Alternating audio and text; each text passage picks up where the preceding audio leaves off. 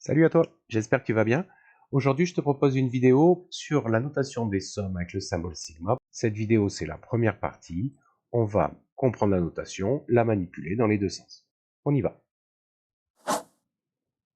Cette lettre, c'est la lettre grecque majuscule pour S. Pourquoi du S? On va le voir parce que ça représente une somme. D'autre part, pourquoi du grec? Tu commences à connaître les mathématiciens, pour eux, les lettres grecques, c'est cool. Dans cette première partie, on va s'intéresser à la définition, on va la manipuler dans les deux sens et bien comprendre comment ça marche. Ce truc-là se lit somme de k égale 1 à n des ak. À quoi est égal? À A1 plus A2 plus A3 plus A4 plus etc. jusqu'à AN. On va en reparler plus tard. Si ça te fait peur, continue avec moi, tu comprendras mieux plus loin. Par exemple, si je prends cette somme, 1 sur 1 plus 1 demi plus 1 tiers plus 1 quart plus 1 cinquième plus etc. plus 1 46e. Il faut bien comprendre ce qu'il y a dans les pointillés. Cette somme, on ne va pas du tout s'intéresser ici à ce qu'elle vaut, on va s'intéresser à la noter de manière plus courte, plus compacte. Déjà, la première chose importante, c'est que c'est une somme de termes. Je vais ainsi pouvoir noter ceci avec un symbole sigma.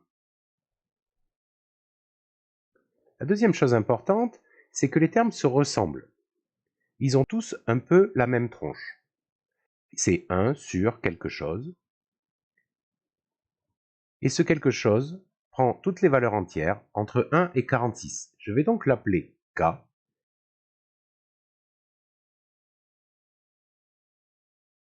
Et je vais dire que K bouge entre 1, que j'affiche en bas, et la dernière valeur, 46, que j'affiche en haut du sigma.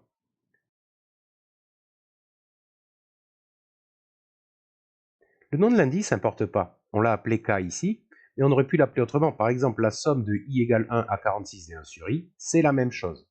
J'aurais pu l'appeler indice, ou bien petit cœur, c'est exactement la même somme, la somme de gauche. On va maintenant essayer de transformer dans les deux sens pour bien s'habituer. Par exemple, la somme de I égale 1 à n des I carrés. Je vais prendre ce qu'on appelle le terme général, c'est-à-dire ici I carré, et je vais le remplacer par la première valeur de I, c'est-à-dire 1. Puis je vais ajouter ce même terme général I carré pour la deuxième valeur de I, c'est-à-dire 2, plus ainsi de suite jusqu'à la dernière valeur de I, qui vaut n. Deuxième exemple, si je prends la somme 3 quarts plus 4 cinquièmes plus 5 sixièmes, plus 6 septièmes, plus, etc. jusqu'à 121 122e. Cette somme, je peux la noter avec un symbole sigma.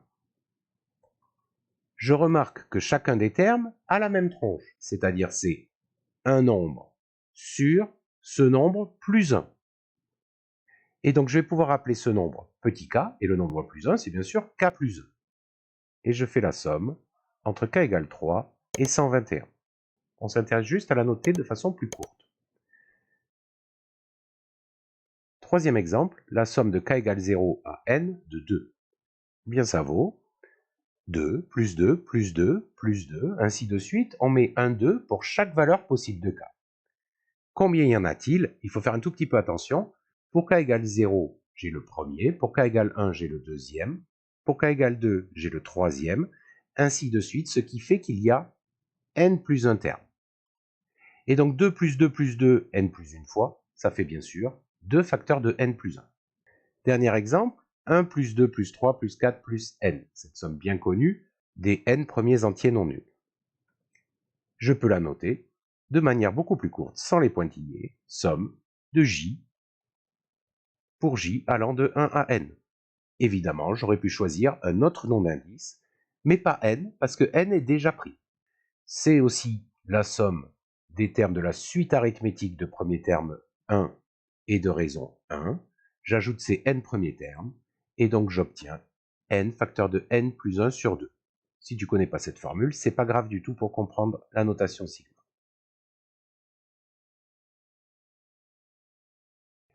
On a vu 4 exemples qui nous permettent maintenant de mieux y voir Et donc, je te repropose la définition. La somme de k égale 1 à n des ak, c'est bien a indice première valeur de k, c'est-à-dire 1, plus a indice deuxième valeur de k, c'est-à-dire 2, plus A3, plus A4, jusqu'à la dernière valeur de k. Et donc, j'obtiens le dernier terme, AN. C'est fini pour ce premier acte 1. Je te propose d'enchaîner sur un petit quiz pour voir si tu as bien compris, sans aucune pression. Question 1. La somme de i égale 1 à 9 des 2i plus 1 est égale à 2i plus 1. Réponse B, 1 plus 2 plus 3, etc. jusqu'à plus 9. C, 3 plus 5 plus 7 jusqu'à plus 19. Et D, 22.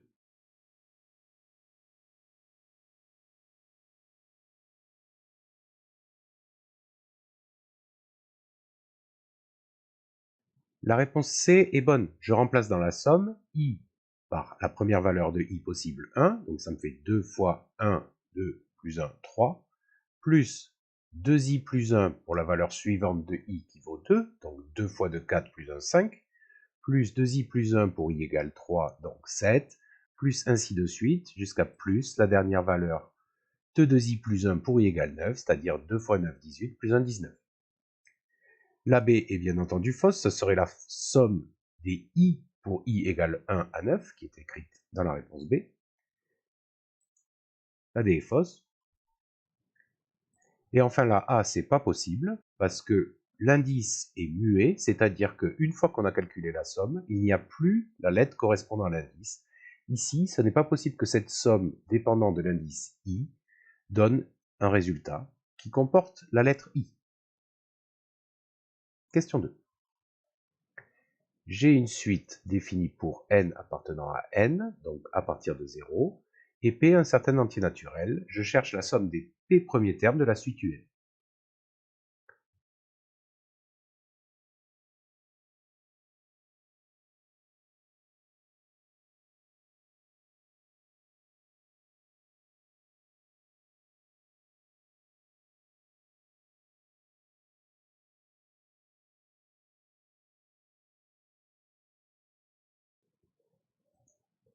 La réponse C est correcte. Le premier terme de la suite UN, c'est U0, plus le deuxième terme U1, plus le troisième terme U2, ainsi de suite. Et le terme numéro P, le PIM, c'est bien U indice P-1 parce que j'ai commencé à U0.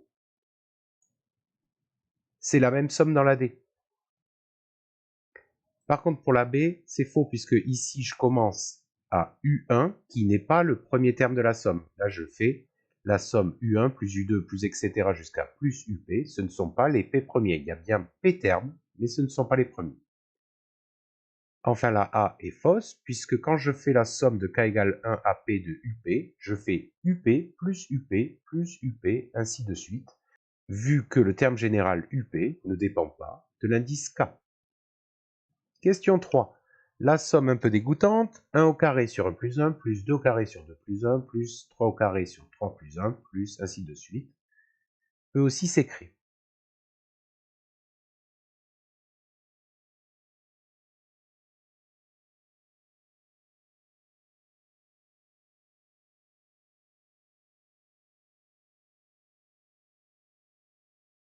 La réponse A est correcte. Ici, l'objet, c'est plutôt de transformer la somme de l'énoncé en la somme avec le sigma, mais bien sûr, on peut toujours vérifier en faisant dans l'autre sens, ce qui est plus facile. Quand je regarde la somme qui m'est donnée, je constate qu'au numérateur, ce qu'il y a dans le carré prend toutes les valeurs 1, 2, 3 jusqu'à n. Et en même temps, le premier terme au dénominateur fait la même chose, 1, 2, 3 jusqu'à n. Je vais donc donner une lettre à cet indice, pourquoi pas k, et c'est donc bien la somme des k carrés sur k plus 1, première valeur de k, 1, dernière valeur de k, n. La réponse C est correcte aussi, c'est la même somme où l'indice k a été remplacé par une autre lettre, la lettre J.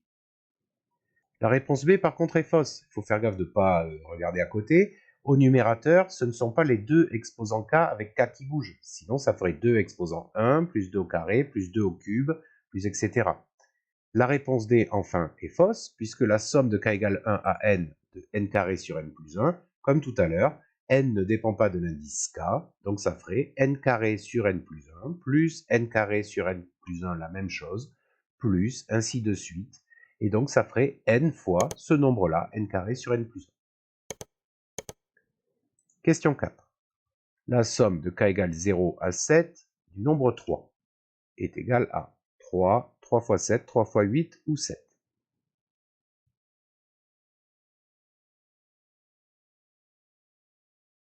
Dans cette somme, je fais 3 plus 3 plus 3 plus 3, autant de fois qu'il y a de valeurs de k entre 0 et 7, à savoir 8 valeurs possibles. Cette somme est égale à 3 fois 8. 3 fois 7, non, c'est la somme de k égale 1 à 7 de 3. Et enfin, 3 et 7 ne sont pas corrects. Question 5 plus dure. La double somme i égale 1 à n de la somme de j égale 1 à n des i fois j.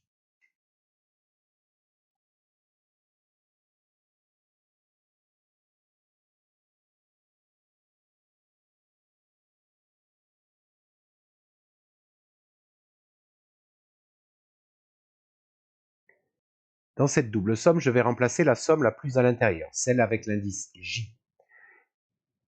Je fais donc la somme des i fois j pour j allant de 1 à n. J'obtiens donc 1 fois i, plus 2 fois i, plus 3 fois i, plus ainsi de suite jusqu'à plus i fois n. Et j'ajoute tout ceci pour i allant de 1 à n. La a est correcte.